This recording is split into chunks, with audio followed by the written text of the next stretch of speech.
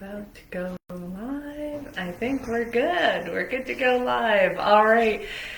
Hello, everyone. Welcome, welcome, welcome. Tap the screen, share the live. If this is your first time joining me, my name is Tina. I am a happiness coach. I help people move from being in a dark place if you're feeling depressed, anxious, dark suicidal thoughts, those kind of things I help with. And I also work with change management tactics as well. And I use these in my day-to-day life. So we've got some really interesting topics tonight. So if you guys are seeing the caption is how to be happy even if you are cranky. Because let's face it, guys, you're not going to wake up every day feeling like all sunshine and rainbows, especially if you've kind of come from a background that I have. Doesn't mean that you can't be happy. There's certain things that you need to understand as you go through the healing journey and as you go through these processes that there are going to be times where, you know what, frankly, like I was today, I spent most of my day, I woke up like a bear with a sore ass. I was cranky, I was irritable, and thankfully I was completely alone today. So I had nobody to annoy but myself. So I always say, if you can't be happy, at least be productive. So I channeled that negative energy, that angry energy into focusing on doing some tasks that I really had needed to do, I hadn't been doing, and I was just like, you know what, if I'm gonna be miserable, I might as well get these things that I've been avoiding done. So this is one of the ways that you can actually channel that negative energy, that angry energy into something productive, into something that is useful. And even though if it doesn't make you like giddy happy, at least you'll have knocked off some annoying things off of your list that you haven't gotten around to doing. So that's kind of what I did today. And I posted a bunch of art pictures up on my Redbubble stuff, and I was avoiding doing that. Like I was kind of getting behind. So I got caught up on a couple of things. Of course, my cats are going to yell. I'm doing great, Daniel. How are you? How are you doing? Mark, good to see you. Good to see you. Welcome back. So, yeah, so some of these techniques you're going to go through, you're going to have days where, you know, even if there's no external forces going on, sometimes it'll be things that you pick up along the way. And as I go through some of these things, and it's like, I know that the anger, I'm from Canada, Daniel, where are you from? So as you deal with the angry feelings, anger has a lot of energy to it. So, oh, you're in Ontario. Awesome. My niece lives and relatives live in Ottawa. You have the same top on. That's great, Alfred. Polka dots.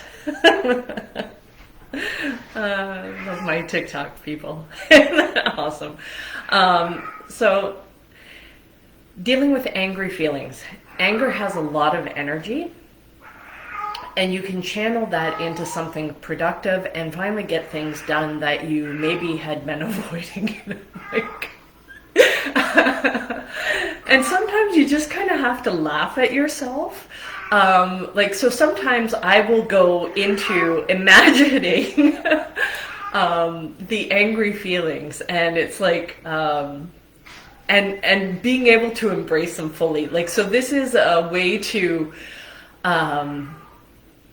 channel the energy without actually hurting anybody. So it's like, imagine if you could say what you wanted to say completely unfiltered. So imagine you're giving some sort of presentation, you're giving some sort of speech at a business thing, and you know in business you have to, you know, carry yourself with a certain code of ethics. You can't just pop off at people and stuff like that.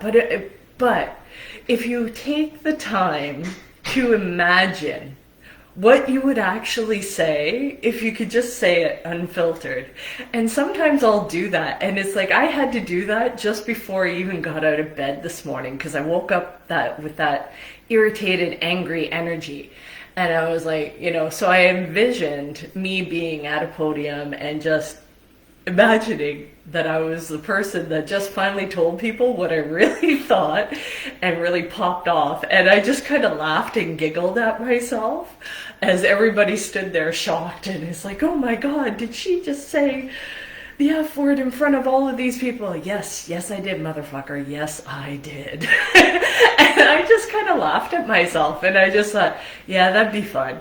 I didn't actually do anything, but that's the power of imagination, of just being able to kind of give yourself that permission, that freedom. Now, I don't recommend actually following through on those kind of things, but it kind of came from an exercise that I did years ago of, like, just even when you're trying to problem solve, one of the problems that we have is we are too busy editing what it is that we think we can do versus just kind of data dumping everything out on the page. So, for example, if, say, you're short on money, and it's like, well, how am I going to solve this problem? And one of the options could be that you would go rob a bank, and that's a way to get money. It's probably also a way to get yourself killed and arrested, so you may not want to choose that option. But putting that down kind of frees you up to allow for possibilities. Now, are you probably going to do that? No, you're not, right? But it prevents you from blocking a possible solution that you could implement. So allowing yourself to visualize and go through that is one of the ways that because I made myself laugh before I got out of bed, even though I was cranky. And so because I was feeling this way, I also don't try to immediately change it. I accept it because that anger is there for a reason and it's presenting itself for me to learn something from it. And once I learn the lesson, the anger itself will go away. If I try to avoid it and say, oh, I shouldn't feel that way, I need to change my state, I need to do this. We're all capable of doing this. We all are. And in the right circumstances, you do have to compartmentalize. You can't, imagine you get pulled over by a cop. You're not going to just start spouting off and pull a gun on the cop unless you have a death wish. Then that's a good way to get yourself killed. But even if you're upset, even if you feel like you're being treated unfairly, you're going to try and stay calmer and rational, because if not, it could have consequences for you. So we all have the ability to contain our emotions and control them if we understand what the consequences are. So I always try to buy myself time that I don't say things in anger. I will journal and get out those angry feelings, and the more no holds barred that I can do, the better I'm able to look at the situation more objectively and deal with it that way. And I'm also able to look at it and see that most of the time that anger is false evidence appearing real. Anger is the first reaction, fear reaction, right? The fight. If you want to fight with somebody, you want to argue with somebody, you want to tell them off, you want to do all these different things, that is a fear reaction. So understanding what is it that I'm afraid of? Now, some things, there may be legitimate fears that could possibly happen. But understanding those and accepting, okay, I'm feeling afraid, changes the way you perceive it. Because it's like, okay, if this is a legitimate fear that is probable to happen, now I can start looking at that and I can start putting things in place to help either avoid that issue from becoming a reality. So it's like, oh, if I don't have enough money to pay the rent, well, I could do some certain things to put that in place to be able to go do that, right? To find ways to make money. If I'm afraid of, somebody doesn't like me, well, what if they don't like me? Okay, is it something that is I consider a bad quality? Maybe do I deserve that them not liking me? Have I done things to warrant that? Is it yes or is it no? Or is it somewhere in between? It's like, yeah, I agree on these kind of things. I maybe shouldn't have said that. I shouldn't have done that. But on the other side, you're like, well, no, I wasn't doing anything to them, but they don't like that I set a boundary, right? So you have to assess and gauge things in a way that you're not reacting from a fear state. You're more reacting from a love state. But it can be really, really challenging to get to that love state when you're filled up with fear. And now the fear was probably in you to begin with, and whatever external circumstance happened as a way to trigger your attention to it so that you become aware of it, so that you can look at it and then you can kind of go, oh, is this real? Is this not real? Is it false evidence appearing real? Or is this something that I'm doing out of a protection? Am I trying to protect myself because in the past I experienced these things, right? Example, your boss calls you over and says, I need to talk to you. And the first immediate thing that comes up is like a sense of panic, like you're being called to the principal's office or something like that, that you've done something wrong, even when you haven't done anything wrong. I know for myself, I always get that fear trigger. So it's like, and more times than not, it was like, no, I just needed to talk to you in private and tell you about these things that are going on. I needed your help trying to figure out how to solve it. And I'm like, oh, thank God. Geez, I thought I was in trouble. I thought it was because, I did, and I'm coming up with all these wild things. And they're like, no, I didn't even know that was an issue. But this is part of a trauma response of stuff that I grew up in, that because of my past experiences, I assume that those experiences are going to repeat when I see certain behaviors. That's not necessarily a bad thing, because all humans have that. It's like, it's ways that we can predict certain behavior. It's like, oh, when I hear somebody, yelling and screaming, then, there could potentially be a fight that's going on. And maybe in the past you've seen a fight. But if before, the only time that you heard people yelling and screaming was they needed help, maybe you go running over right away to try and help somebody.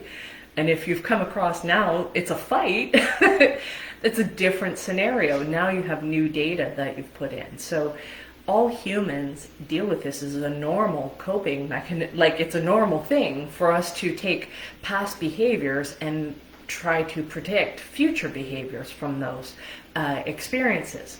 However, where we run into problems is where we take that old filter and we apply it to a new situation immediately without proper assessment and investigation, and if we're not aware of how our past has affected how we're going to react in the present, then things can either repeat, or this is an opportunity for you to change and go, you know what, I know this happened in the past and I don't like that. I can't change somebody else's behavior. Other people are going to behave exactly how they're going to behave for whatever reasons they're going to behave. The only thing I actually have control over is my own behavior. So being able to look at my own behavior, being able to assess, is this how I want to respond? Do I want to be reactive and start yelling and screaming and saying all kinds of nasty things? Or do I want to stay calm, stay centered, figure out what's going on with me? And if I don't have the time with it, or I don't have the ability to focus on that right now, then pausing that energy, compartmentalizing it until I can get back to it, knowing that I actually have to get back to it. I have to look at it, I have to journal it, I have to understand what was going on with me, because especially with angry feelings, and especially if it triggers to the point where like you feel rage, what I need you to understand with the feelings of rage, and if it escalates to wrath, rage is uncontrollable hurt. That is where you have felt so much pain from something that has happened to you that you want to lash outward. And wrath is acting on that, is actually taking that out on other people, that you feel justified in causing harm to somebody else because of the pain that you've experienced. And so when you feel justified in that, then you're not looking at your own fears. You're not able to look at it through the eyes of love, on compassion for yourself and for the other people. And that can be really challenging to go through that because of the pain we've experienced.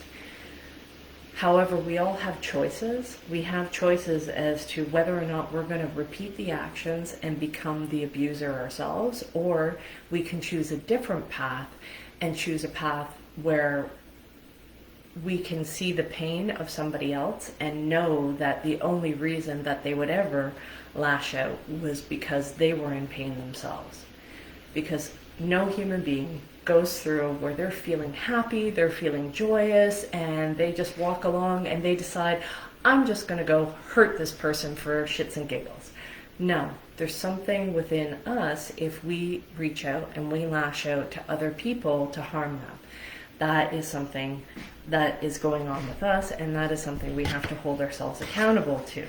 Now, if you're going through a situation where you're feeling this anger, you're feeling that there was something unjust, and maybe there was something unjust that's done to you, you can address it, but you're still responsible for your actions. You're still responsible for how you communicate that.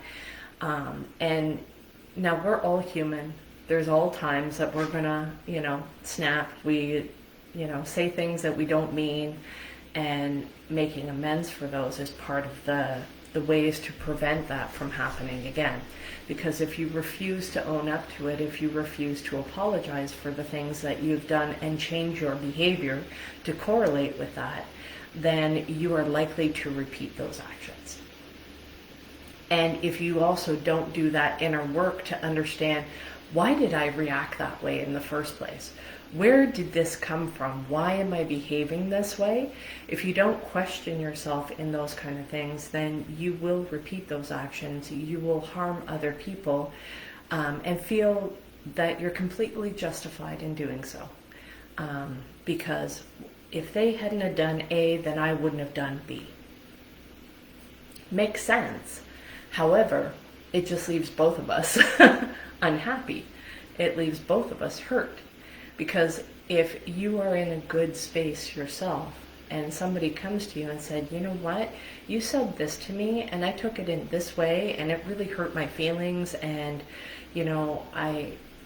or because of the things I've gone through in the past, like, I know maybe you didn't mean that, or maybe you did mean it, but this is how I'm feeling, and I still want to work things out. I still want to make things better with you. However, this is what needs to happen going forward because this really hurt. And can you do that, right? So checking with somebody to see, can they actually change that behavior? And sometimes, it's a bit of a balancing act, right? The worst thing that you can do is make it hard and fast rules. Unless it's like a complete deal breaker, most stuff is a dichotomy to be managed. It's a bit of a balancing act. It's like, okay, because each party has to take ownership. Because there's times where, maybe I'm sensitive. Thank you so much, Kidu. Maybe I'm sensitive. Maybe I didn't get enough sleep. Hungry, angry, lonely, tired, or sick. Thank you, Kidu. If you're feeling any of those kind of things, then you're more susceptible to being reactive and not being your best self. So if you take that into account, it's kind of like, oh, you know what? Or maybe you were in a fear state. Thank you. Maybe you were in a fear state of something that had went on work-wise, or something else that kind of popped into your mind from you saw something on the internet, or you're worried that things are going to go the way that they have been in the past. It's like, oh, maybe you've gone for job interviews and the last 5, you didn't get the job. You came close, but you didn't get the job. And so now you go into the 6th one and you're kind of like, you have a little bit of fear that's built up because of the past experiences. So these traumas aren't necessarily all past related ones. They can be smaller things that can happen, or maybe you're trying to hire a new employee, and you know what, the last 3 employees you had for this role, they didn't work out, and you're like, oh man, if I don't get the right person in this role, I'm going to have to retrain, I'm going to have to do all these things, and fear comes up with you, and you might start putting in all kinds of conditions, all kinds of additional rules, because the natural human reaction to fear and experiencing pain is we want to prevent that from happening. So we put in all these rules and structures and everything to try and prevent those situations from happening again. The problem is, although that's good and it's wise to kind of do that, the problem is we end up having so many rules and restrictions and regulations of exactly how things need to go that we end up preventing the very thing that we need from coming in. For example, it's like, okay, well, hey, let's use IT and systems to be able to filter resumes. And if they don't have these exact keywords, that's gonna... So you solve the one problem that you don't have everybody and their brother trying to apply for the same job that isn't actually qualified. So you have the system or AI trying to filter out who can come through, who can't. But you could also be avoiding getting a perfect candidate that fits your culture, has the ability to do the job, has skill sets that are transferable. Maybe they don't have all the exact criteria, they don't have the exact keyword that you were looking for, and it prevents you from ever crossing their path. So you put all these rules and restrictions, and you have all these filters and tests, and it becomes so cumbersome. Somebody that is actually talented, really skilled, they look at that and go, fuck this, I'm not actually applying for this. This is way too many hoops. And maybe that's exactly what you wanted. Maybe you didn't want somebody in there that wasn't willing to conform with your process. And maybe that's the filter that you put in. You could also be potentially blocking the very thing that you actually need to come into your life because you're so afraid of being hurt again. So we put all these walls and these restrictions up instead of knowing that, you know what? I'm still going to choose to be loving. I'm still going to choose to be kind. And I know people can hurt me. And I'm still going to do it anyway.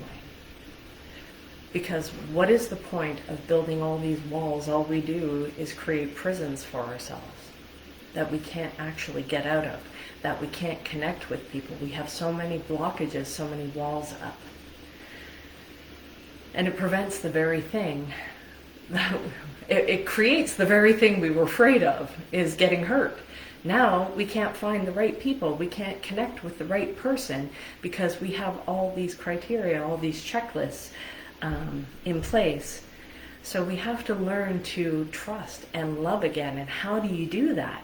How do you do that in a world that proves over and over and over again that they're going to fuck you over and not even give you a kiss for it? Right? It's like, it's really, really hard. Whether it's a dating situation, a work situation, whatever, you, at the end of the day, have to learn to be able to at least trust yourself. Look at the situation that you went through before. And I'm pretty sure there were probably things that you're like, you know what, I see that issue, but you know what, it's going to be fine. It's going to be fine. Maybe you didn't have the choice. You needed to hire somebody like right friggin' now. I've had that before. It's like I took a job that was like 20 grand a year less than what I was used to making, but I needed something right now.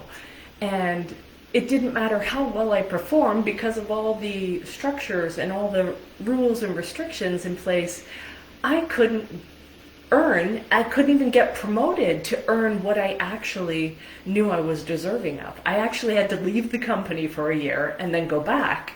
And then I was able to get back to my regular base salary. It was like, damn, I had to do all that just to get there.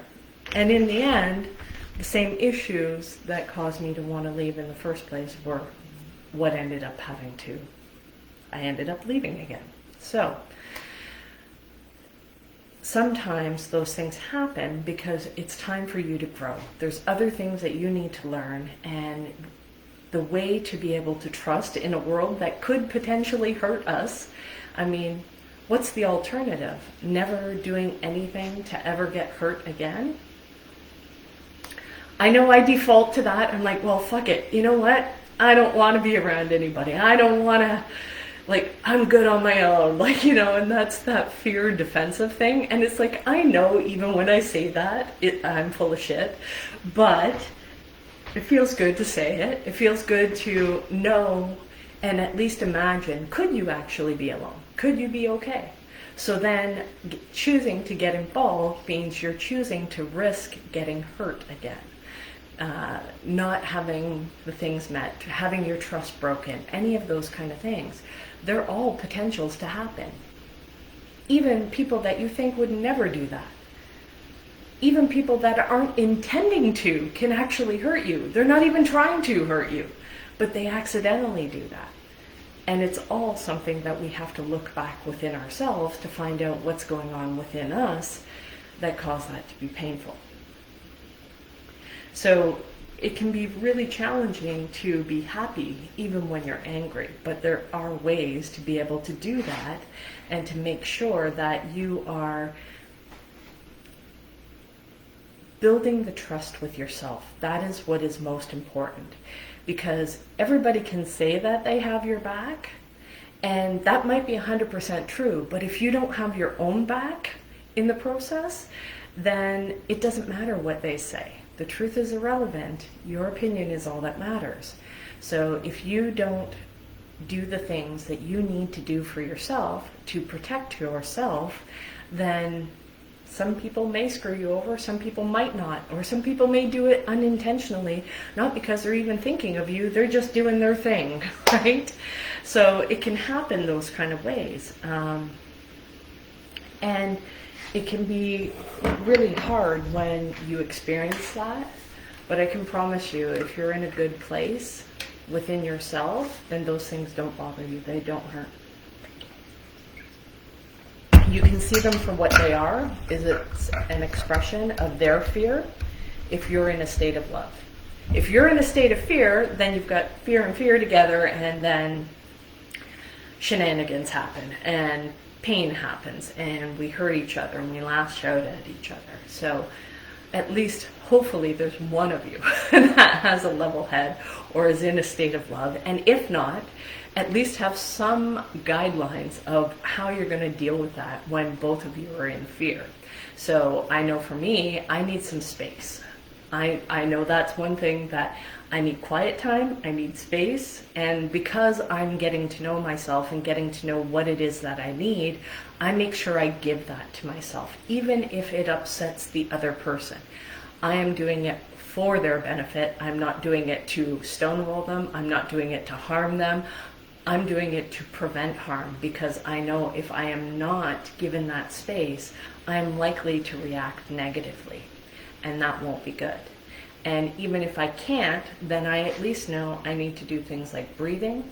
I need to contain those emotions until I can deal with them safely in a way that doesn't harm others. Do no harm.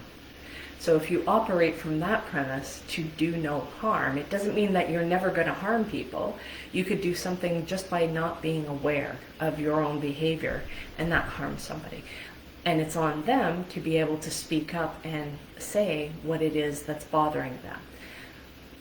Same thing with us. If something is bothering us, we need to be able to speak up and say. I tend to give a fairly big buffer before I actually speak up, because of this process that I go through of understanding what's going on with me. And I may come back and say, you know what, that this doesn't work for me, or next time a situation like this happens, this is what I would like to see happen, or can we talk about this, communicate more, or what is it that you need in order so that we don't go through this again. So trying to find those things, and I say this with clarity right now because I've just had to work through some of the stuff that I was dealing with. And that journaling is key, is really key, of being able to get those fears out and get that out of your system, because it's too easy to just pop off on things. So with that, I think we're going to wrap up a bit early. I'm going to try and keep these a little bit shorter. I do have the replays posted on my YouTube channel, Coach Tina B 125, and check me out on YouTube. I've posted a couple more videos. I still have to catch up on some of the backlog, and all of the thumbnails actually have artwork that I've been doing, and the links where you can purchase that artwork if you like that artwork, on different formats. It can be anything from a fridge magnet, postcard, to a skirt or a t-shirt or a comforter, shower curtain, whatever it is, right? So there's all kinds of really unique things that you can purchase, and really liking some of the patterns that I've posted today. So I was glad that I actually got some of those uploaded, because you have to fiddle around with the pictures and the formatting and making sure it lines up properly and everything. So yeah, so that's cool. And I'm going to spend a little bit of time doing some painting. So just know, guys, like, I started my day off being really cranky, and the things that I did, I was productive. I focused on work, and I did the things that I needed to do. I worked out. I did some journaling. I did some breathing. I focused on, you know, somebody that I love watching their YouTube stuff, and I'm able to use that as a way to ground and kind of focus and, okay, I got this. Let's go. Let's go. Yes, this is supposed to be hard. Yes, this is challenging. It's okay. It's normal. Oh, okay, I'm not crazy. All right, well, crazy-ish, but the good kind of crazy, right? So, yeah.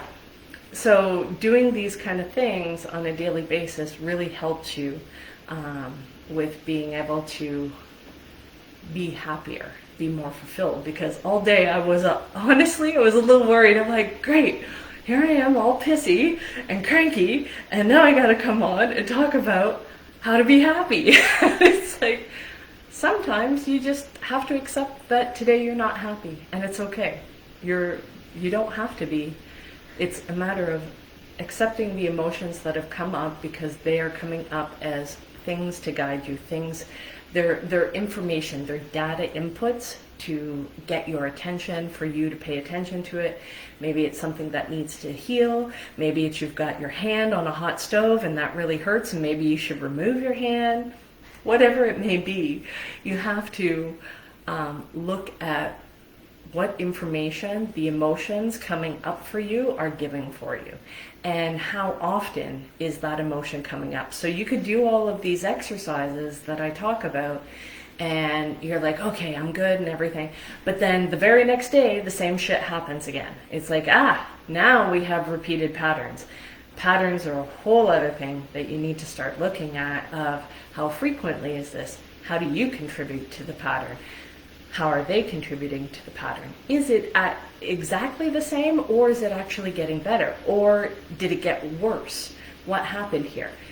Did the solution that we put in place to try and mitigate that problem from happening, did it actually help, or did we fix one thing and break 20 other things?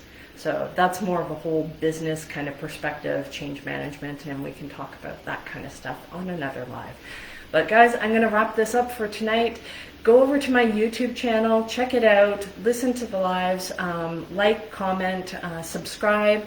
It would really help boost that in the algorithm, help me reach those 1 million people that I'm trying to help with healing past trauma. And guys, thank you so much for coming out. I'm here again tomorrow night, 9 p.m.-ish Eastern time, okay? Have a great night. Take care. Bye.